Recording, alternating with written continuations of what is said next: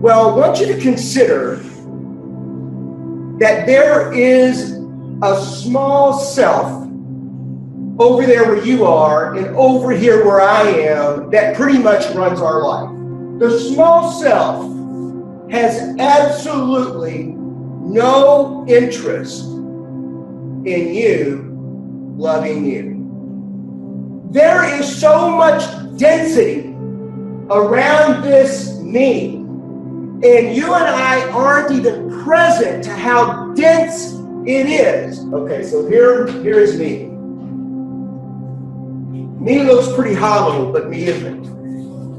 Me's got a lot going on over here. And everything that's going on over here makes me more dense. And the more dense I am, the more real I am for me. You get it? And if I'm real,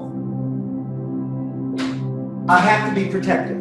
But living day to day, our daily thoughts and actions prove that we believe this is who we are. Feeling. Not feelings. Not feelings. Feeling. There's a difference. If I say feelings, you think emotions. But I say feeling, then you have a question. Is that emotions? Could be. What is feeling? The only thing we now want to do is get in touch with our ability to feel and our resistance to it. With me? When we're willing to give up controlling how people are, how life is, and what's happening. To be able to certainly just be in the moment of now and just feel whatever's there, not to hold on to it, you understand, but to allow it to move through. If the small self is going to protect me from feeling, we're going to use pain just for a moment because everybody could agree we don't want to feel pain. Is there anybody in the room who says they want to feel pain? No. Nobody really wants to feel pain. However, by virtue of the small self saying, I don't want to feel pain, it then tries to control what you feel and what you don't. And that's not possible. The moment you try to gauge what I can feel and what I can't, then you are blocking feelings. And by the way, it is the resisting, the blocking, the pushing away that creates all the density here. Are you with me?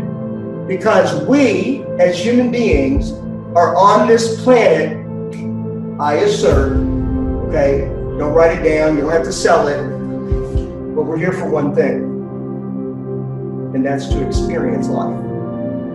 And that's it. And experience equals feeling. What we're going to say here is that all energy gravitates through our heart space. And anytime you resist anything, be it pain, upset, frustration, or the exact opposite, anything you cling to, try to hold on to joy, happiness, and love and appreciation. They both have the same end result in that it stops the flow of life energy. Fear is when it shuts down the heart. And when we shut down the heart, the energy can't move through. It collects. The heart has as many or more neurons than the brain. It sends more information to the brain than the brain sends to it. So it's very intelligent. The only thing it doesn't have is language. We have been in a culture that has forced us to be brain conscious, and we push the heart aside. So the game here is to be powerful, very powerful in both domains, not shutting down anything. First of all, love is not an emotion. No. Love evokes emotion, and we collapse them, and we think love is emotion. I'm going to distinguish for you what we're going to call counterfeit love.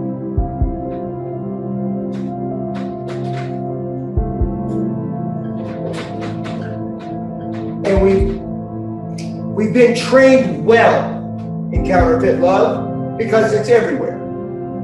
And one of the things I learned a really long time ago from a great coach, what she said was, when you get trained in counterfeit, you don't know the real deal when you see it. And mostly what we know about love, not to make any individual or group wrong whatsoever, but mostly you and I trade in counterfeit.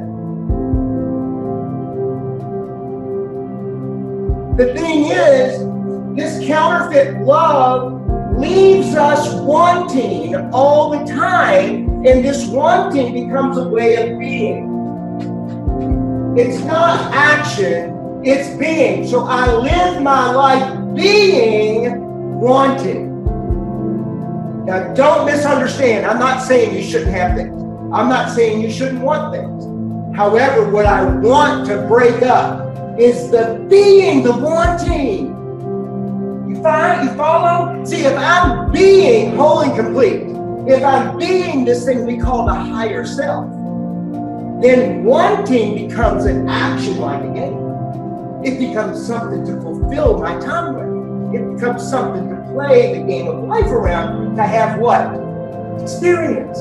Because we're here to experience life. And experience means feeling. But we don't feel. What do we do instead of feel? What do we do? Do you know what we do instead of feel? Watch TV. We think! We think! And what do we think about? We think about what I want! We're not present to what's happening. And listen, you guys, you could collapse what I'm saying. You could collapse when I say not present to what's happening. You might think, well, you just need to be present. And I said be present a few times too. But the truth is, that ain't it. That ain't it. That's an old paradigm. Trying to be present is an old paradigm. The new paradigm is being. If I am an empty vessel, I'm being, and now I'm available for all of it. I'm feeling what it is. See, we try to be present to feel how? To feel good. I want to feel better. I better get present. I'm going to meditate now so I can feel better. It's the small self chasing, wanting, instead of, wow, I'm feeling what I'm feeling. And I feel it, and I allow myself to experience whatever it is. And the very highest level is I experience it with no judgment. Now that is a complete life shift. When I say let go, some of you, what you're hearing is don't feel that. I'm not saying that. Feel it, but let it go. It's not let it go like it's a good thing to let it go. Like Paul, it's a good thing to forgive. I'm not saying that. What I'm saying is, if you're not letting go, what are you doing? You're holding on. For sure, you're holding it in the body. So in this moment, just take a feel. And feel in your body any contraction that happens to be there right now. Any. And let it go. We hold feelings. We hold emotions in the body. There are contractions. If I don't forgive, then I'm holding the grievance in the body. You're feeling it and letting it move through. The only reason you're hanging on to it is because small self has you believing that if you hang on to the side of the pool, you're safe. I'm saying no, if you swim, you're safe. And the tippity top is I let go for no reason. That's the tippity top. I let go because that is who I am. And if I'm here to experience life, and experience is feeling, then I must learn to feel. Feeling is not holding on. That's a misconception. Like, oh, that feels so good, I'm gonna hold on to it forever. No, that turns into contraction.